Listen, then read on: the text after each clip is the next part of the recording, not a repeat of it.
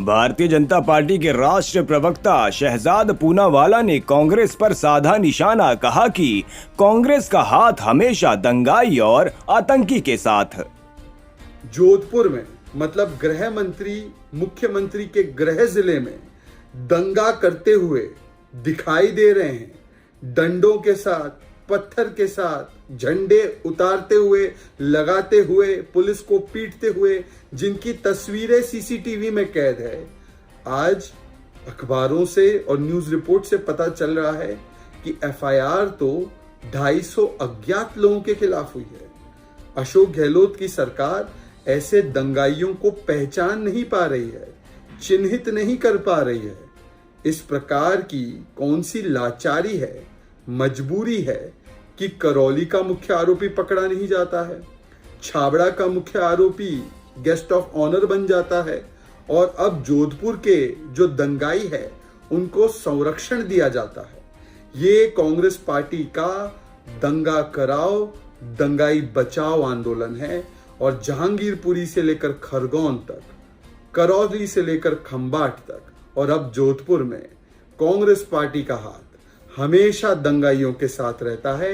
ये इसका एक और जीता जागता प्रमाण है, अन्यथा अभी तक कार्रवाई हो जाती। परंतु सवाल ये पैदा होता है कि बार बार इस प्रकार के हिंदू विरोधी हिंसा और घटनाएं होते भी क्यों है राजस्थान में।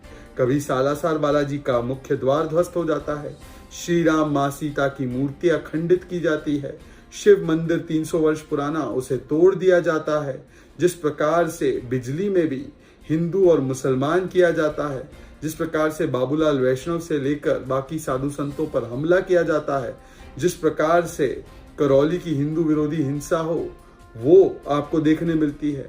हिंदू नववर्ष की या हिंदुओं की शोभा यात्रा हो, उस पर 144 अजमेर, अलवर और सवाई माधोपुर पर लग जाती है, परंतु अलविदा जुमा की नमाज के लिए लाउडस्पीकर लगाकर सड़कों को जाम करने की इजाजत दे दी जाती है। इस प्रकार की हिंदू विरोधी मानसिकता और वोट बैंक की लालसा के चलते आज इस प्रकार की घटनाएं आम हो चुकी है राजस्थान में और कानून व्यवस्था पूर्ण तरीके से ध्वस्त हो चुकी है राजस्थान में। राहुल गांधी का जो पार्टी करने वाला वीडियो सामने आया है, जिसे कांग्रेस पार्टी बताती है कि एक शादी समारोह का, नाइट क्लब का वीडियो था, वो शादी समारोह बताया जाता है अखबारों के हवाले से सुमनीमा उदास का है। ये व्यक्ति कौन है ये आप भी जानते हो, परंतु इनकी राय जो भारत के विषय में है वो बड़ी दिलचस्प है। वो भारत के खिलाफ और नेपाल ने जो भारत के अभिन्न टेरिटरीज को अपने मैप में बताया है उसके पक्ष में वो बार बार बातें लिखती है, भारत विरोधी स्टैंड अपनाती है। सवाल ये है कि क्या राहुल गांधी ऐसे जो विचार है सुमनीमा उदास के, ये जानते हुए भी उनकी शादी में गए थे?